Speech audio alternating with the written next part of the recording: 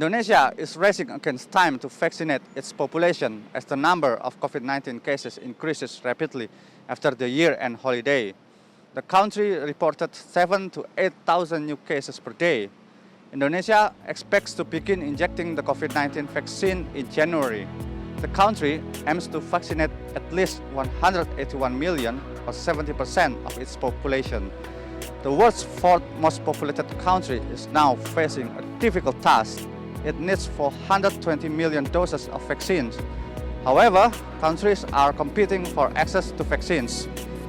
Indonesia appreciates China for its readiness to supply vaccines and to transfer the technology. 3 million doses of COVID-19 vaccine from Sinovac already landed and distributed. They are ready to be injected. Indonesia also recognized the Chinese commitment to make the vaccine a public good, emphasizing that all countries need access to vaccines to protect the world from COVID-19. Earlier, we've spoken with some officials on the vaccine, and here's what they had to say. Kita sih sebetulnya cukup bersyukur ya, karena dari Sinovac ini dengan 260 juta dosis ini kan sudah hampir 50% dari kebutuhan. Seperti kita ketahui, kebutuhan Indonesia itu untuk program vaksinasi ada sekitar 181 juta orang yang akan divaksin untuk mendapatkan herd immunity 70% dari populasi penduduk. Kerjasama itu untuk belajar melakukan pengujian vaksin COVID-19 ini. Selain itu juga kami melakukan kerjasama transfer teknologi untuk downstream atau hilir.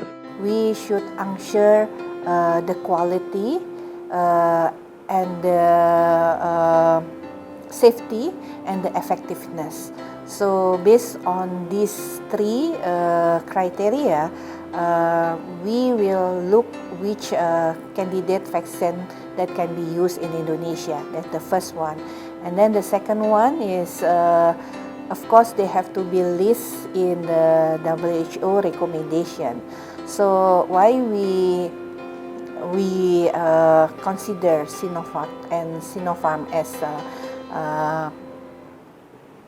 vaccine that can be used in Indonesia because of those two conditions are met by this vaccine. The second thing, like I mentioned, is the transfer technology, because not all the vaccine